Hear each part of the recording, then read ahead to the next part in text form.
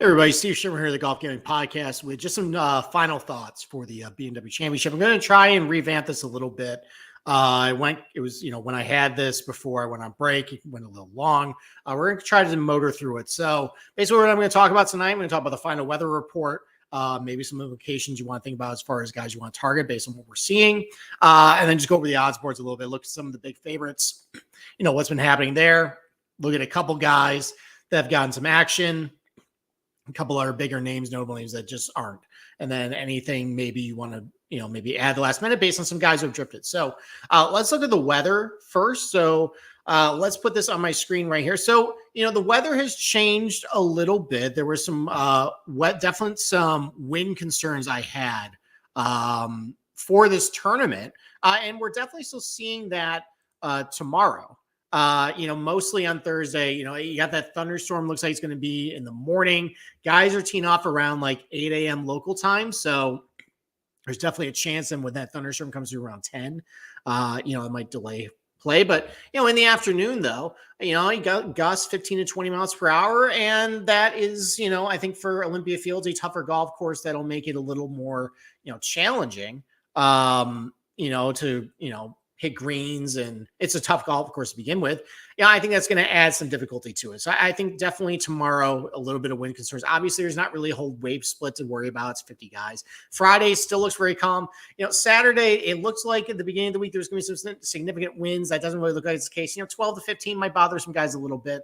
And then Sunday, though, the winds definitely, at least for the leaders, are dying out. And one thing I'm actually noticing, too, is throughout the weekend, when you get these winds here, last sunshine, the golf course is going to dry out a little bit. So, those greens are definitely going to firm up. But overall, though, they got a lot of rain on Monday. I saw a interview, I think, with Todd Lewis at Golf Channel.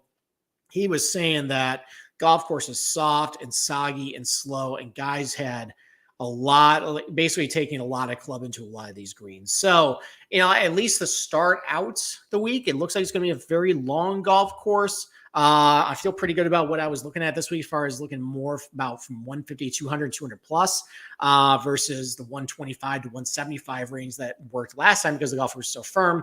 I definitely think we're going to see kind of a little bit of a repeat of like what we saw at like Oak Hill.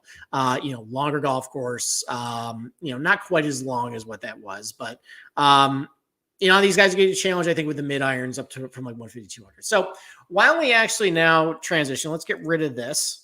And let's actually pull up the let's pull up the odds board, shall we? Let's pull this up.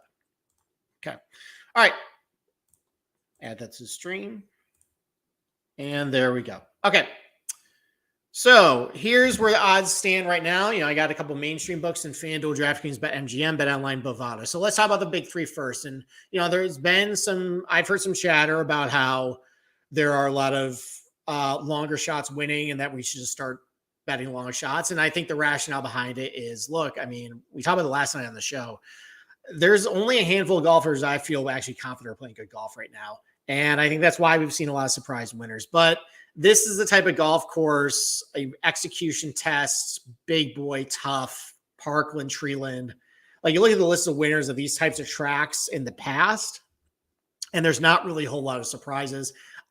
I think this week we're going to get back to the normal. I think it's going to be, one of the handful of top guys, probably 40 to 1 or less are going to win. Has some driving distance, really good off the tee and success on these types. So, as far as what the pricing has been doing, Rory McIlroy, he's been heavily tipped this week, very popular, very chalky. He's gotten some action, cooled off a little bit just based on probably some bets on Rahm and, Scotty Scheffler throughout the week too.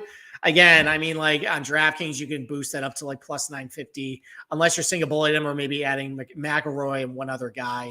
If you feel good about McIlroy this week, go for it. I only went for the top 10, but it was same thing with Scheffler. He's again up similar action too. It's basically how you feel about him. I was interested more about what's happening with Rahm and.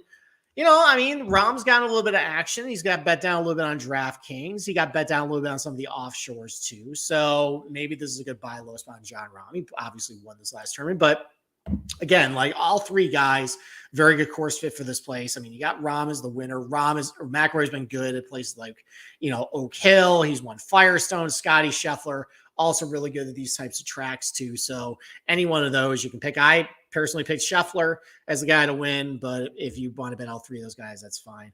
If you want to bet Cantlay for the 3P, it doesn't seem like there's a ton of action on him. For me, it was just a positional just in case, God forbid, he does win 3 times. I got close to, even odds on him.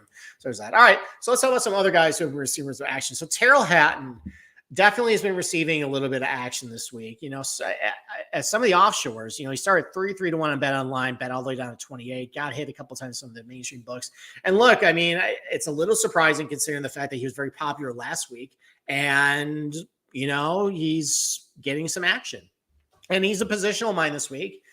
Yeah, he hasn't won since 2021. I can't think of many tournaments where he was actually in the mix to win over the last year or so. I know he's been kind of close, but actually fighting for the win, I can only think of really 2. Other than that, though, it's been kind of close, but never really in it. But, I mean, he's gained a lot of distance off the tee that I think that's going to help him this week. The irons have always been really good so far this year. He's never really been good at Southwind either. And that's why I didn't really understand why a lot of people really liked him last week. He's had kind of a crappy track record there, with Hatton, where, sometimes he goes to a golf course, sometimes he doesn't like it. Maybe he just doesn't like Southwind. For whatever reason. So I actually like Hatton this week. He's had success on some driver heavy golf courses with low driver accuracy rates, low green regulation rates, tougher stuff too.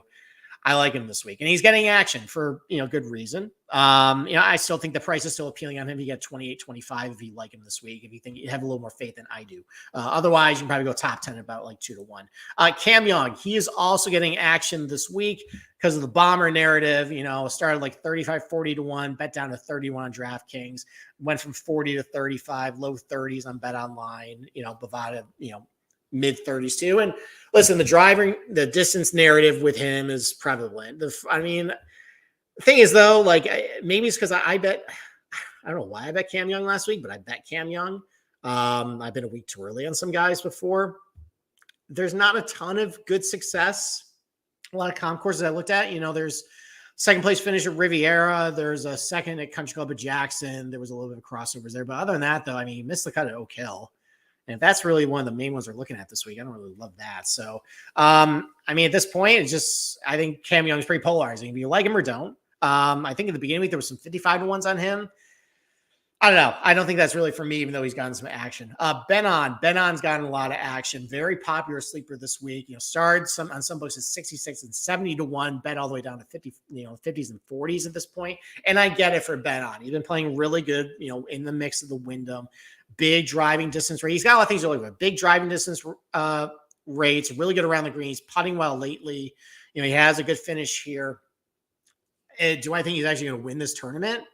No, I think it's going to be one of the favorite. I don't think this trend that we're going to be getting longer shots, I think it comes to an end this week with this type of golf course. But yeah, hey, I still like him. I bet him for a top 20 plus 125.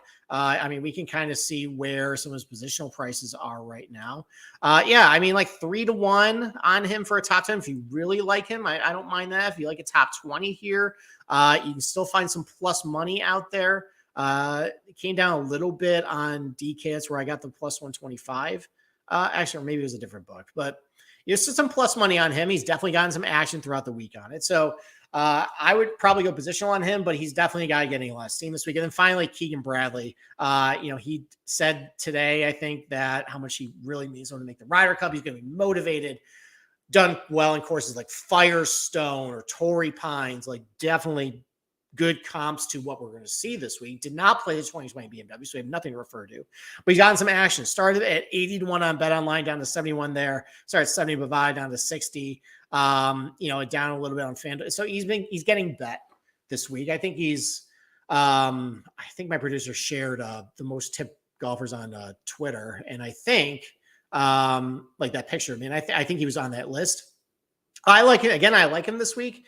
I don't think he's going to win, but I definitely can see him doing very well. He's my one and done pick because I don't really have a whole lot. But yeah, if you want a longer shot, you can still find a 70 out there. Find 65s. I think that's decent. Like if you're somebody who didn't really want to extend themselves too much by betting one of the top guys, and then like I am betting Xander because I found a good price, and at this point it's 50 guys, and I'm just trying to get to, I think you're going to win. If you'd rather go Scotty, Rory, Rahm, and then do a Keegan, like my co-host did, I think that's perfectly fine. I like Keegan this week. That's fine. All right. So some guys who have not been getting a whole lot of action this week. Victor Hovland, for whatever reason. And he was actually one of the most tipped golfers, I think, on that pie chart that my producer shared with me. According to the books, not a whole lot of action. And that's surprising. From a golf course perspective, I see nothing really wrong with Hovland. My concerns with him was the weather. I saw some wind in this forecast, and actually looking at that weather forecast now, those are kind of alleviated for me.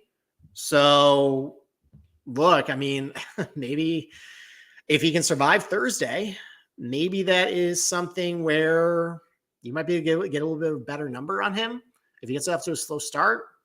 But from a golf course perspective, I have no concerns.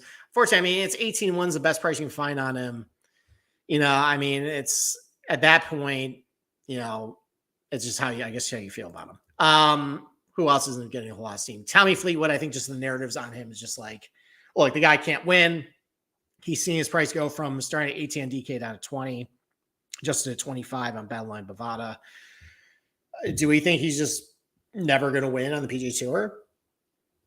I don't think so. I mean, even a guy like Lee Westwood ended up winning. And he was kind of had the same rap as Tommy Fleetwood did. Great player, never really won on the PGA Tour when it really counted. But, I mean, there's definitely some things I like about Tommy. He's been driving the ball great. The irons are really good. He's had some moderate success on some of these Parkland tough tree line golf courses. But I don't think I bet him for a top 10 just because I just have a gut feeling he's just going to kind of linger again. And I can't really get there for the outright, but I don't know. I think it's just positional for me. Morikawa, another guy not getting a ton of action this week, probably because he's a little shorter off the box, kind of an uninspiring performance at Southwind, a place he should do well at.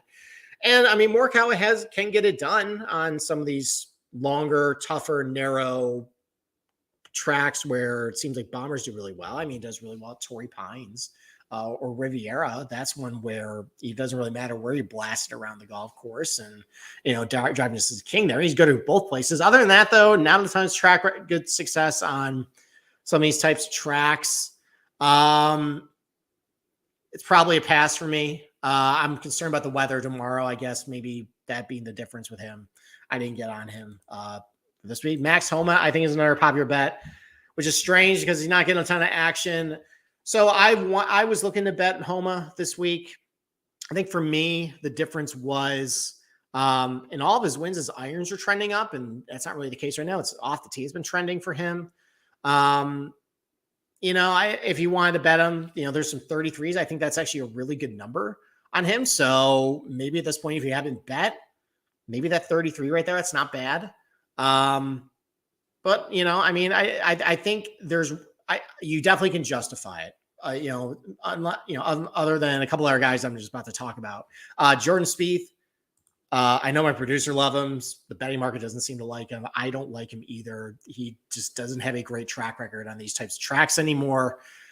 So, I mean, he's up to 35-1, like still 22-1 on BetMGM. Man, that is not a good price. 35-1 on Bet Online.